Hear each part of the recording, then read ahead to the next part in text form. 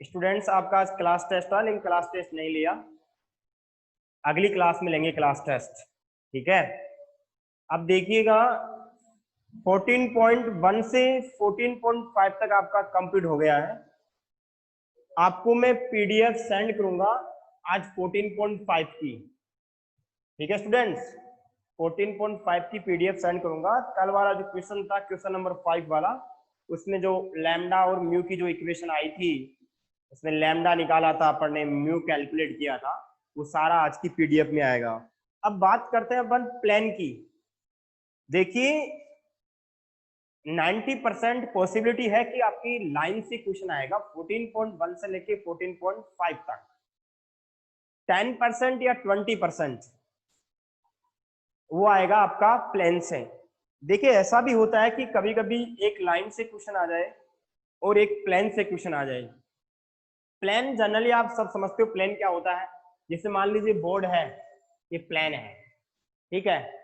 मान लीजिए ये दीवार है, ये भी प्लेन है, ठीक है। लेकिन अपन 3D में बात करेंगे, प्लेन का कॉन्सेप्ट कैसे 3D में होगा।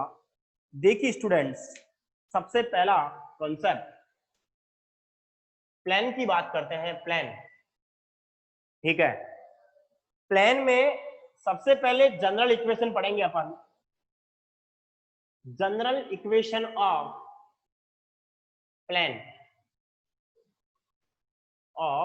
प्लेन, जैसे लाइन की इक्वेशन क्या होती थी, अपन 2D में बात करते थे। जनरल इक्वेशन ax प्लस का by plus c equal to 0। लेकिन यहाँ पे किसमें बात करेंगे, 3D में। x और y 2 वेरिएबल्स थे और ये a b c क्या होते थे, कांस्टेंट। तो यहाँ पे जनरल इक्वेशन होगी वो ax plus by plus cz plus d equal to 0। X Y Z आ गया, इसका मतलब ये 3D में हो गया। जब एक्स और वाई होगा वो 2D में होगा। तो ये general equation of a plane, ठीक है। यहाँ पे ए बी सी और डी कांस्टेंट है। यहाँ पे वैसे ए बी और सी आपको डायरेक्शन रेशियो के बता रहे हैं। देखिए स्टूडेंट्स, हमेशा मैं प्लेन की बात करूंगा तो मैं किसकी बात करूंगा, आपके पास प्लेन ये है, इस प्लेन के परपेंडिकुलर, दिस प्लेन के परपेंडिकुलर, आउट ऑफ, इंसर्ट भी जा सकता है, आउट ऑफ प्लेन। देखिए स्टूडेंट्स, ये प्लेन के मैंने नॉर्मल बनाया है। क्या बनाया है, नॉर्मल। नॉर्मल का मतलब परपेंडिकुलर। हमेशा मैं जब प्लेन की बात करूंगा तो उस प्लेन का नॉर्मल वेक्टर की बात करूंगा, ठीक है। जैसे आप लाइन की इक्वेशन लिखते थे, r equal to a plus lambda B. जो b होता था वो डायरेक्शन रेशियो को रिप्रेजेंट करता था। देखिए स्टूडेंट्स, आपके पास एक लाइन थी, वो किसी पॉइंट से पास हो रही थी, ए से, उसका पोजीशन वेक्टर था ए, यस और नो। और ये लाइन एक अनदर वेक्टर के क्या थी, पैरेलल थी। तो आप क्या फॉर्मूला लिखते थे, R equal to A plus lambda B. यहाँ पे जो बी बता रहा था वो एक डायरेक्शन रेशियो का काम कर रहा था। कैसे, जैसे अगर अपन कार्टेशियन कोऑर्डिनेट में बात करते हैं तो x minus x1 upon A, y minus y1 upon B, z minus z1 upon C, ठीक है। ये आपके पास ए बी सी होते थे डायरेक्शन रेशियो, तो ये भी डायरेक्शन रेशियो का काम करता था। अब यहाँ पे प्लेन में बात करें कि प्लेन में डायरेक्शन रेशियो क्या होंगे। देखिए स्टूडेंट्स, ये प्लेन है आपका, और अगर मैं इसके परपेंडिकुलर नॉर्मल, जो नॉर्मल के जो डायरेक्शन रेशियो होंगे वो ही प्लेन के डायरेक्शन रेशियो होते हैं। हमेशा ध्यान रखना है, जो नॉर्मल वाला, देखिए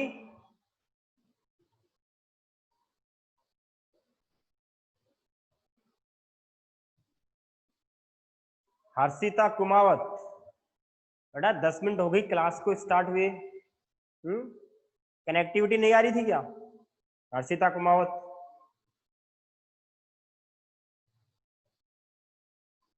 10 मिनट हो गए बेटा क्लास को स्टार्ट हुए, ठीक है। तो टाइमली ध्यान रखना है। अब देखिए प्लेन पढ़ रहे हैं, क्या पढ़ रहे हैं, plane. General equation of plane ax, okay okay, तो general equation of plane ax plus by plus cz plus d equal to 0। Archita बोल रही है सर कनेक्ट नहीं हो रहा था, ओके कोई बात नहीं बेटा, अभी तो कुछ स्टार्ट नहीं किया, थोड़ा सा किया मैंने। तो ax plus by plus cz plus d equal to 0, ये प्लेन की इक्वेशन होती है इन जनरल फॉर्म में।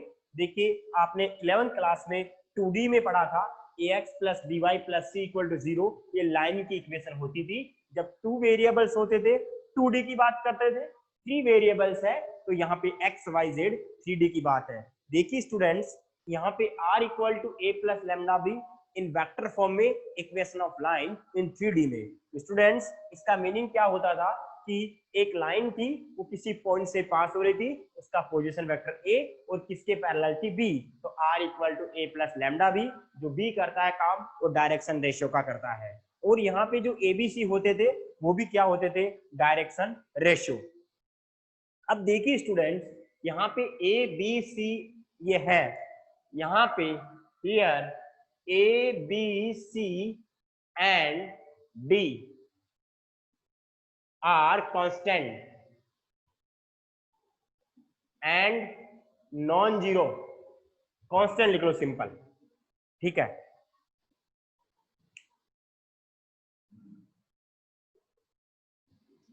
ABC and D are constant and non zero. अगर इनमें जीरो हो जाएगा तो वो क्या हो जाएगा, प्लेन दूसरा हो जाएगा, ठीक है। तो सिंपल आप क्या लिख लो, कांस्टेंट लिख लो इनको।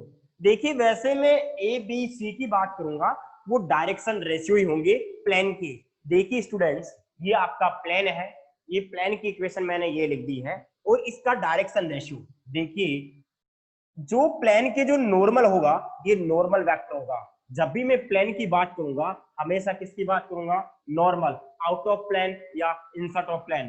देखिए आउट ऑफ प्लेन का मतलब नॉर्मल होगा, और जो इस नॉर्मल की, देखिए स्टूडेंट्स अगर मैं बात बोलूं, अगर आपका ये प्लेन है, मेरा ये हाथ है वो प्लेन है, इसका नॉर्मल ये होगा। अगर मेरा हाथ ऐसा है तो इसका नॉर्मल ऐसा होगा, अगर ऐसा है ऐसा होगा। देखिए स्टूडेंट्स, ये आपका प्लेन है, अगर प्लेन के ऊपर में नॉर्मल बना दिया, क्या नॉर्मल एक लाइन होगी क्या, यस और नो, क्या नॉर्मल होगी वो, क्या एक लाइन होगी क्या, बताइए मेरे को, लाइन ही होगी क्या, नॉर्मल क्या एक लाइन होगी क्या, यस और नो। अरे लाइन ही तो होगी, अरे मार्कर है, एक लाइन ही तो होगा, ऐसे लाइन होगी। अब इस लाइन का कोई ना कोई डायरेक्शन रेशियो होगा, यस और नो। इस लाइन की नॉर्मल है, इस ये प्लेन था, इस प्लेन का नॉर्मल ये है, और इस नॉर्मल का कोई डायरेक्शन रेशियो होगा, यस और नो। जो नॉर्मल का डायरेक्शन रेशियो होगा वो ही इस प्लेन का डायरेक्शन रेशियो होगा, इस प्लेन का जो नॉर्मल का डायरेक्शन रेशियो होगा वो ही इसका क्या होगा, प्लेन का डायरेक्शन रेशियो होगा। इसका मतलब जो ए बी सी है वो इस प्लेन के डायरेक्शन रेशियो है। इट मींस तो यहाँ पे तो एबीसी क्या है, कांस्टेंट है, जब मैं पॉइंट फॉर्म में बताऊंगा तब बताऊंगा कि एबीसी क्या होंगे, डायरेक्शन रेशियो। देखिए स्टूडेंट्स, अगला कॉन्सेप्ट आता है equation of plane, equation of plane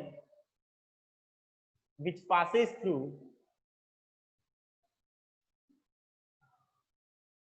A point x1 y1 z1, ठीक है। Equation of plane which passes through point a point x1 y1 z1, ये आपके पास अगला कॉन्सेप्ट है। जैसे अपन लाइन की इक्वेशन सोल्व करते थे, इसको हेडिंग अपन पॉइंट फॉर्म में भी लिख सकते हैं। कौन सी फॉर्म में, इसको पॉइंट फॉर्म में, equation of plane, equation of plane in point form, ठीक है। कौन सी फॉर्म में, पॉइंट फॉर्म में। अब देखिएगा, equation of plane which passes through a point x1 y1 z1, आपकी लाइन की इक्वेशन होती थी, वो लाइन की इक्वेशन किसी पॉइंट से पास होने के लिए अपन फॉर्मूला क्या लिखते थे, X minus X one upon A, Y minus Y one upon B, Z minus Z one upon C. तो देखिए स्टूडेंट्स, यहाँ पे मैं ऐसा ही लिखूंगा, इक्वेशन ऑफ प्लेन क्या लिखेंगे, A X minus X one, B Y minus Y one, C Z minus Z one equal to zero. Students, X one comma Y one comma Z one से pass होने वाले plane की equation ये होती है। यहाँ पे जो ए बी सी है वो direction ratio of normal, direction ratio of normal, या अपन ऐसे बोल सकते हैं प्लेन के डायरेक्शन रेशियो होंगे। अरे जो रेशियो देखिए मैंने अभी बताया है, ये आपके पास प्लेन है, प्लेन का जो नॉर्मल होगा वो ये होगा। इसका मतलब क्या हुआ, जो डायरेक्शन रेशियो इसका होगा वही किसका होगा, नॉर्मल का। हमेशा डायरेक्शन रेशियो नॉर्मल के ही होते हैं, हमेशा डायरेक्शन रेशियो किसके होते हैं, नॉर्मल के ही होते हैं। किसके होते हैं, डायरेक्शन रेशियो नॉर्मल के ही होते हैं। तो यहाँ पे direction ratio of normal of plane A B C, जो काम इसमें ए बी सी करता था। तो दो कॉन्सेप्ट समझ में आ गए, एक तो जनरल इक्वेशन और एक इक्वेशन पॉइंट फॉर्म में प्लेन की इक्वेशन। अब देखिए students, third concept intercept form, intercept form, ठीक है। आपका प्लान है, देखिए स्टूडेंट्स, आपने 10th वो उसमें 11th क्लास में इंटरसेप्ट पॉइंट पढ़ा था।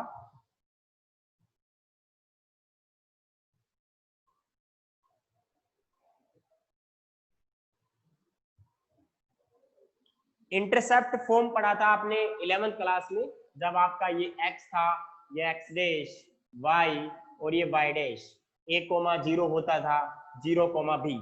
आपने क्या पढ़ा था, x upon a plus y upon b equal to 1। इन लाइन की इक्वेशन थी इन 2D में, इन इंटरसेप्ट फॉर्म में। लेकिन अपन क्या कर रहे हैं, यहाँ पे प्लेन पढ़ रहे हैं। क्या पढ़ रहे हैं, प्लेन। और प्लेन की इक्वेशन होगी, उसमें 3 कोऑर्डिनेट्स होंगे, एक्स भी होगा, वाई भी होगा और जेड भी होगा।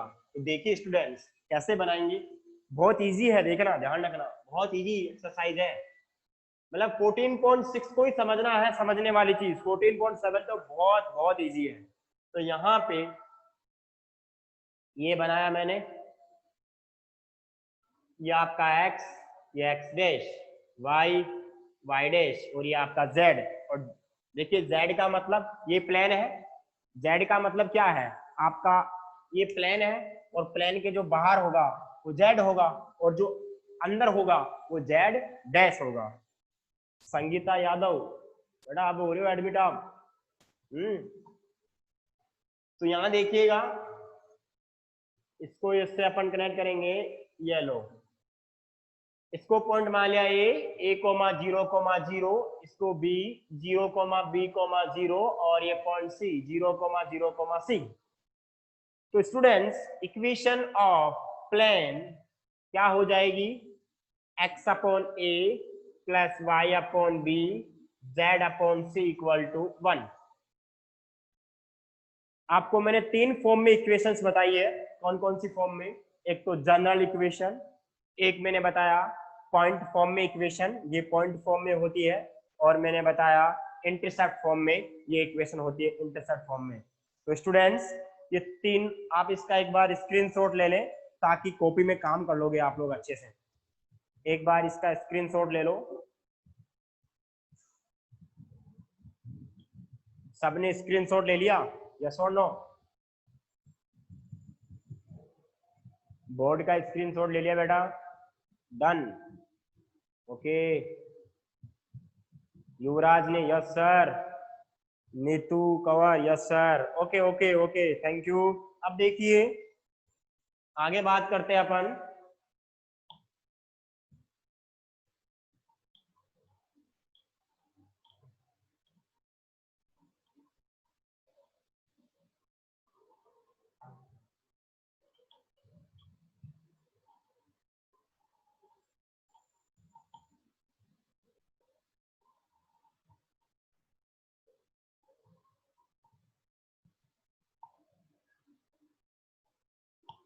हाँ, अब देखिए स्टूडेंट्स, अपने अगला कॉन्सेप्ट आता है नॉर्मल फॉर्म। कौन सी फॉर्म? Normal form. वैसे अपन अपनी जनरल इक्वेशन क्या थी? जनरल इक्वेशन क्या थी अपने पास? नॉर्मल फॉर्म लास्ट में पढ़ेंगे, वो इंपॉर्टेंट है, ठीक है। जनरल इक्वेशन आपकी क्या थी? इक्वेशन ऑफ प्लेन, वो क्या थी? ax plus by plus cz plus d equal to 0। अब देखिए कुछ कॉन्सेप्ट पढ़ेंगे अपन। पहला कॉन्सेप्ट नंबर 1, अगर मान लीजिए पहला कॉन्सेप्ट है, अगर d की वैल्यू 0 है, अगर d की वैल्यू 0 है तो आपकी प्लेन की इक्वेशन क्या आएगी? जो प्लेन आएगा वो क्या हो जाएगा? ax plus by plus c equal to cz equal to 0। इसका मतलब होगा प्लेन पासेस थ्रू ओरिजिन। ऐसा क्यों हुआ? देखिए स्टूडेंट्स, प्लेन ओरिजिन से पास होगा, मतलब ये 0 हो जाएगा, ये भी 0 हो जाएगा। x की वैल्यू 0 तो ये 0, y की वैल्यू 0 तो ये 0, और z की वैल्यू 0 तो ये 0, और यहाँ पे d इक्वल टू 0। स्टूडेंट्स, इसका मीनिंग हुआ d इक्वल टू 0 कब होता है? जब प्लेन कौन से पॉइंट से पास होता है? ओरिजिन से। जब d 0 तो plane passes through the origin. Number दूसरा कॉन्सेप्ट, ठीक है, इतने ज्यादा इंपॉर्टेंट तो नहीं है लेकिन समझते रहिएगा। अगर मान लो a इक्वल टू 0 आ गया, सिंपल, तो इक्वेशन क्या आएगी प्लेन की? देखिए दूसरे में 3 है, a इक्वल टू 0 हो, b इक्वल टू 0 हो, या c इक्वल टू क्या हो? 0 हो। जो ये कॉन्सेप्ट बता रहा हूं इतने इंपॉर्टेंट तो नहीं है लेकिन समझ लो इनको। जब a 0 होगा तो इक्वेशन क्या होगी बच्चों? by plus cz plus d equal to 0 होगा। जब b 0 होगा तो क्या होगा? ax plus cz plus d equal to 0 होगा, और जब c 0 होगा तो ax plus by plus d equal to 0। अब स्टूडेंट्स, यहाँ पे एबीसी का मतलब क्या है? मैंने आपको अभी बताया है कि ये आपका मान लीजिए प्लेन है। क्या है? प्लेन, ठीक है। ये आपका क्या है? प्लेन है, और मैंने प्लेन के नॉर्मल बनाया है, प्लेन का नॉर्मल दिस, ठीक है। इसका मतलब क्या हुआ? जो एबीसी होंगे वो इसके डायरेक्शन रेशियो होंगे, यस और नो? एबीसी क्या होंगे? इसके डायरेक्शन रेशियो होंगे।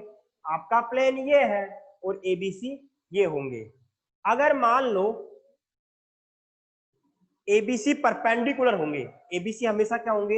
एबीसी परपेंडिकुलर होंगे, A B perpendicular, B B perpendicular और सी बी परपेंडिकुलर। सारे क्या होंगे स्टूडेंट्स? परपेंडिकुलर होंगे। ए बी परपेंडिकुलर मान लो, बी बी परपेंडिकुलर मान लो, सी बी परपेंडिकुलर मान लो, तीनों को परपेंडिकुलर मान लिया अपन ने। तो देखिए स्टूडेंट्स, अगर तीनों ही परपेंडिकुलर है, लेकिन अगर मान लो इनमें से एक कोऑर्डिनेट 0 हो गया, A perpendicular, B perpendicular, C perpendicular, अगर मान लो ए 0 कर दिया, ए 0 कर दिया, इसका मतलब जो आपका प्लेन है ना वो एक्स एक्स के पैरेलल होगा। क्यों? क्योंकि A perpendicular, B perpendicular, C perpendicular, मतलब प्लेन एक्स के परपेंडिकुलर, वाई के परपेंडिकुलर, जेड के परपेंडिकुलर। लेकिन जब ए को 0 कर दिया तो प्लेन होगा वो पैरेलल होगा एक्स एक्सिस के। क्यों? क्योंकि एबीसी वैसे नॉर्मल परपेंडिकुलर होते हैं। जब मैं ए को ही 0 कर दूंगा तो ए वाला परपेंडिकुलर नहीं पैरेलल हो जाएगा। क्या हो जाएगा? पैरेलल। जब बी वाला 0 करूंगा तो बी वाला पैरेलल हो जाएगा, सी वाला 0 करूंगा सी वाला पैरेलल हो जाएगा। इट मींस स्टूडेंट्स, यहाँ पे ए को 0 किया है, डी को 0 नहीं कर रहे हैं। जब डी 0 होता है तो फिर वो ओरिजिन से भी पास होता है, लेकिन ए परपेंडिकुलर, बी परपेंडिकुलर, सी, ठीक है, अगर मैं एक को 0 कर दिया तो वही पैरेलल हो जाएगा। ठीक है, तो स्टूडेंट्स आपके बात समझ में आ गई होगी। इसका मतलब ए 0 तो आपका प्लेन होगा, plane parallel to X axis, ठीक है, plane parallel to Y axis, plane parallel to Z axis. कितने लोगों की ये बात समझ में आ गई? मैसेज के थ्रू बताइए यस और नो। क्या ये समझ में आ गया क्या? यस और नो? जिसके समझ में आ गया yes, okay okay okay. Kishan Kumar yes sir, Priya Chaudhary yes sir, Vivek Verma yes sir, Harshita okay okay बेटा, सबके समझ में आ गया। अब तीसरा कॉन्सेप्ट देखो, तीसरा कॉन्सेप्ट, आप बहुत इंटेलिजेंट हो इसलिए आपके सारा समझ में आ रहा है, ठीक है, ऐसे ही चलते रहना बेटा। हाँ, अगर मान लो तीसरा कॉन्सेप्ट है, तीसरे में भी तीन है, एक नंबर, दो नंबर और तीसरा नंबर, ठीक है। ए तो जीरो है लेकिन डी भी जीरो कर दिया, बी जीरो है डी भी जीरो कर दिया, सी जीरो है डी भी जीरो कर दिया।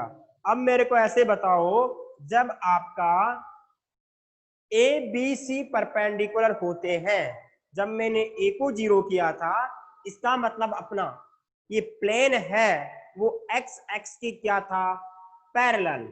लेकिन जब ए बी जीरो है बी भी जीरो है, इसका मतलब हुआ कि जो आपका प्लेन है वो एक्स एक्स के पैरेलल तो है, लेकिन वो कहां से पास हो रहा है?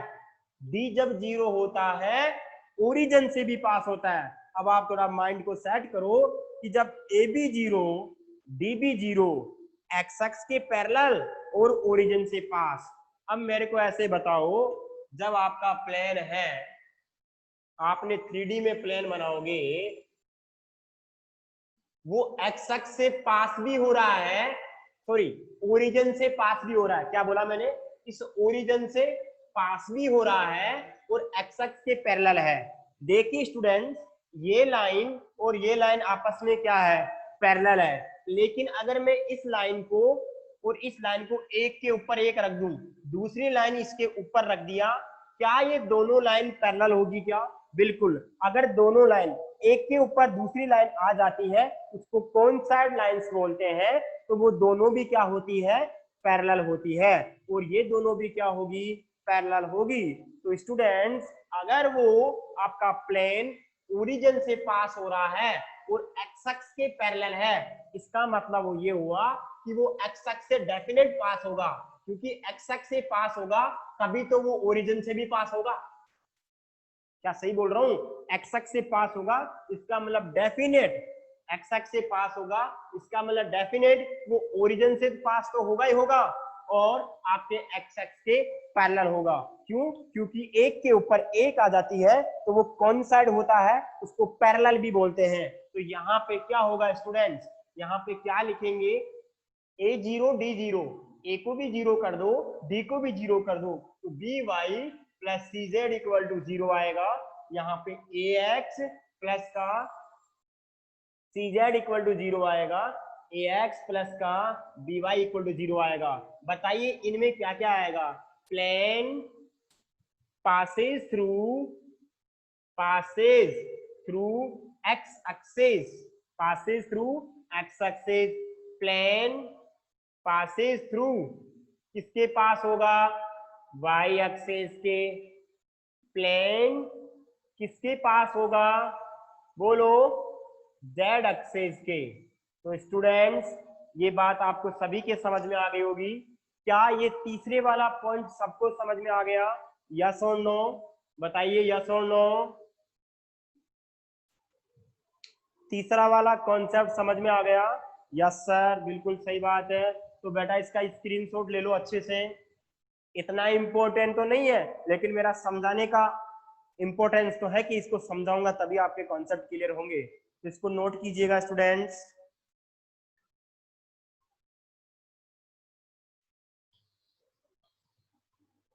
स्क्रीनशॉट ले लिया इसका, स्क्रीनशॉट, ओके। अब देखिए आपका जो फोर्थ पॉइंट होगा,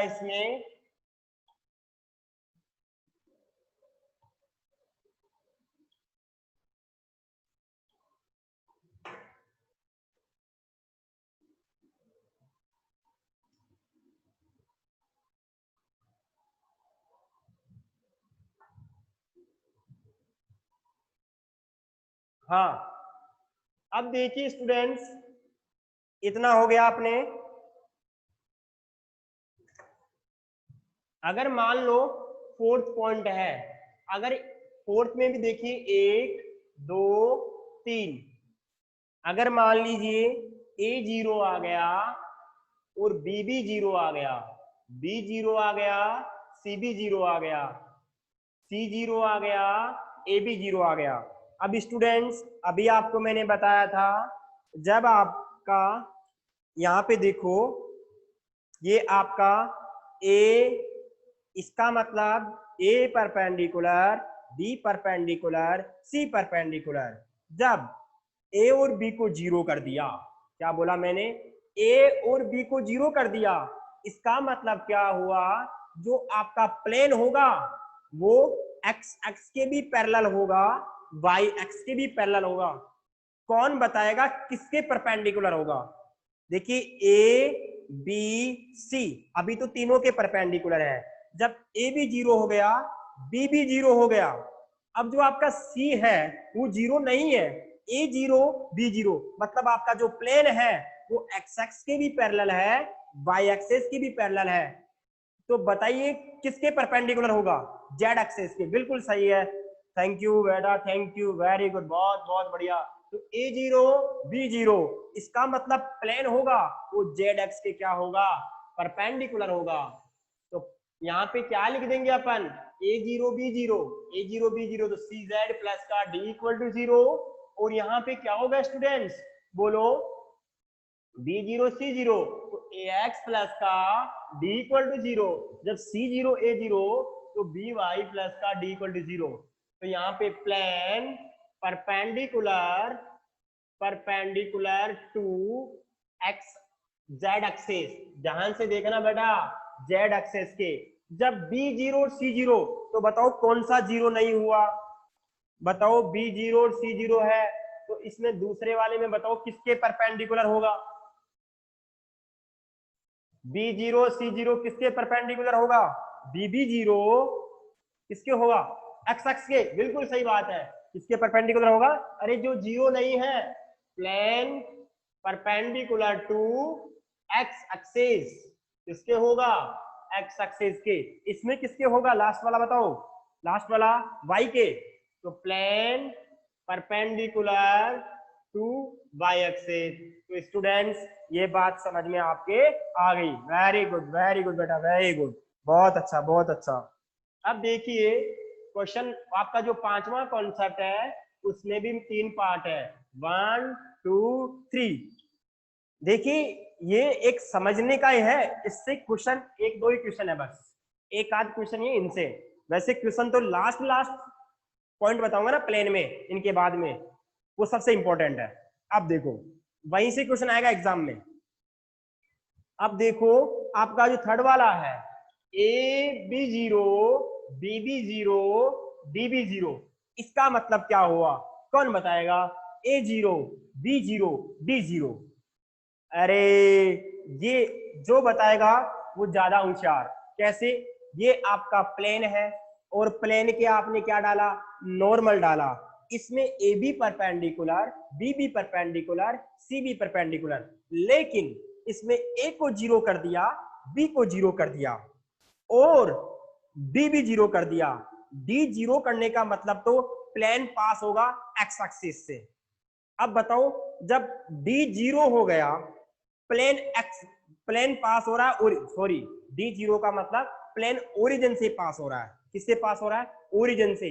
जो प्लेन ओरिजिन से पास होगा, क्या वो एक्स एक्स से पास होगा, क्योंकि ए 0 है।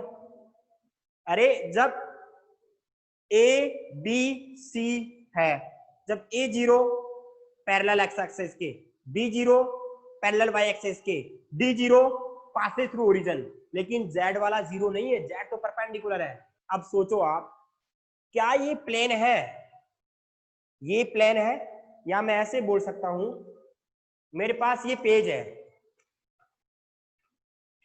जैसे मान लो मेरे पास ये पेज है, ठीक है, ये पेज है, इस पेज, जो पेज है वो पेज ये परपेंडिकुलर बना दिया मैंने, आ रहा समझ में, ये पेज है,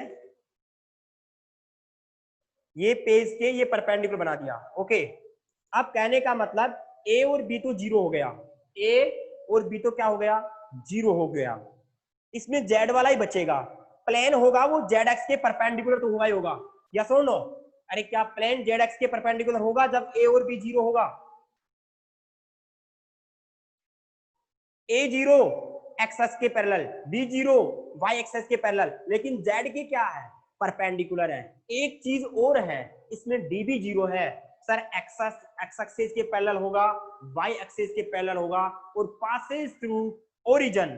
अरे जब ओरिजिन से भी पास हो रहा है, एक्स एक्सिस भी पास हो रहा है, एक्स एक्सिस के पैरेलल है, वाई एक्सिस के पैरेलल है, तो स्टूडेंट्स यहां से क्या आएगा, सी जेड इक्वल टू जीरो। तो यहां पे होगा प्लेन, प्लेन कहां पे होगा, जो आपका प्लेन होगा वो coincide with X Y plane. X Y plane के क्यों होगा, क्योंकि प्लेन ओरिजिन, अरे वाह, need to cover X Y plane के कोइंसाइड होगा। बिल्कुल सही बात है, क्योंकि वहां पे ए बी नहीं है, ए भी जीरो हो गया, बी भी जीरो हो गया, तो ए और बी तो दोनों ही पैरेलल हो गए, क्या हो गए, पैरेलल। इसका मतलब वो किसमें होगा, एक्स वाई प्लेन में। अगर मान लीजिए B zero, C zero, D zero, C zero, A zero, D zero, तो यहाँ पे देखिए students, A X equal to zero आएगा, dy इक्वल टू जीरो।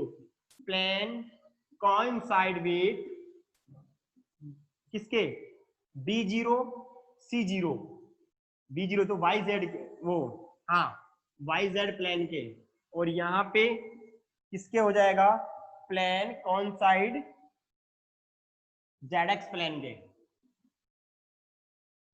इसका स्क्रीनशॉट ले लो, X Y Y Z Z X, बिल्कुल सही बात है। थैंक यू बेटा, थैंक यू, नोट कर लो इसको, स्क्रीनशॉट ले लो इसका, स्क्रीनशॉट ले लिया।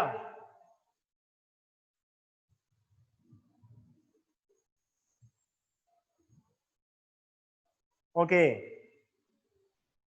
अब देखिए स्टूडेंट्स लास्ट कॉन्सेप्ट।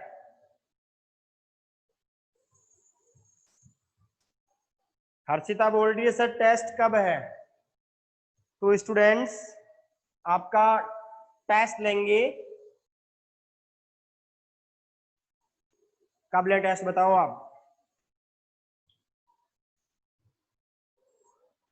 आपका टेस्ट कल लेंगे, कब लेंगे टेस्ट, कल लेंगे, ठीक है, 14.1 से 14.5 तक कल टेस्ट लेंगे आपका, है ना। 3 की छुट्टी तो होगी,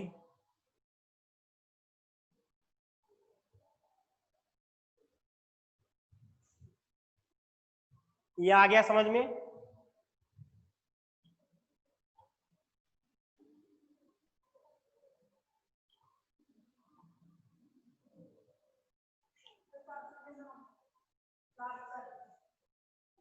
चार्जर, चार्जर तो राकेश जी के पास होगा, हाँ। अब देखो equation of normal, equation of plane in normal form में, ठीक है। देखिए स्टूडेंट्स, आपको मैं टेस्ट के बारे में ग्रुप में मैसेज सेंड कर दूंगा, टेस्ट आपका कल होगा या कल के बाद में होगा, लेकिन एक चीज देखिए आप लोग, equation of plane in normal form, ये तो अपन अगली क्लास में पढ़ेंगे। पढ़ने से पहले देखिए, देखिए आप लोग एक रफ कॉपी अलग से बनाओ मैथमेटिक्स के लिए, किसके लिए, मैथ्स के लिए, ठीक है। अरे टेस्ट तो मैं ले लूंगा, बार बार क्यों बोल रहे हो, ट्यूसडे को, मंडे को, थर्सडे को, फलाना फलाना फलाना, टेस्ट तो मैं लूंगा ना, मैसेज कर दूंगा आपको, है ना, टेस्ट कब होगा। देखिए स्टूडेंट्स, मैं जो बात बोल रहा हूँ उसको समझिएगा, एक मैथ्स के लिए अलग से रफ कॉपी बनाओ, उसमें आप डेली की एक एक एक्सरसाइज प्रैक्टिस किया करो, अब टेस्ट के लिए आपको बोला जाता है वो तो करना ही है, लेकिन आप पीछे का जो टेस्ट का है उसके लिए अलग से एक रफ कॉपी बनाओ और उसमें जो भी पढ़ा रहे हैं पहले जो चैप्टर्स हो गए हैं उनका वापस से एक्सरसाइज वाइज डेली की एक एक्सरसाइज आपको टेस्ट में सोल्व करनी है। मतलब उस रफ कॉपी के अंदर ओनली मैथ्स की रफ कॉपी अलग से, उसमें डेली का एक एक एक्सरसाइज जो भी मैंने चैप्टर्स पढ़ा दिए, जैसे चैप्टर नंबर 6 पढ़ा दिया, चैप्टर नंबर 7 पढ़ा दिया, उसके बाद 13 पढ़ा दिया, 14 होने वाला है, ऐसे जो भी आपको चैप्टर सर ने पढ़ाए हैं तो आप जितना भी 10 क्वेश्चन 15 क्वेश्चन 5 क्वेश्चन अलग से रफ कॉपी बनाओ और डेली का डेली उसमें प्रैक्टिस करो। आपका टेस्ट कब होगा आपको मैं ग्रुप में मैसेज कर दूंगा। जो आज पढ़ाया सारा समझ में आ गया सभी स्टूडेंट्स? आज का पढ़ाया हुआ सभी को समझ में आ गया? यस और नो? Yes sir, okay. देखिए स्टूडेंट्स, आज पढ़ाया हुआ सभी के समझ में आ गया। तो देखिए प्लेन में एक ही कॉन्सेप्ट बचा है, प्लेन में कॉन्सेप्ट बचा लास्ट वाला, आपके equation of plane in normal form. ये सबसे इंपॉर्टेंट कॉन्सेप्ट है, इसलिए मैं अभी नहीं करवा रहा, अगली क्लास में करवाएंगे और इसी के सारे क्वेश्चंस होंगे इसी कॉन्सेप्ट से। तो आज के लिए बस इतना काफी है। Thank you. अपनी कॉपी में आप काम कर लेना है, ठीक है? जो आज पढ़ाया है वीडियो के माध्यम से आप अपनी कॉपी में कंप्लीट वर्क कर लेना, वीडियो के माध्यम से ही करना है, पीडीएफ सेंड नहीं करूंगा। Thank you.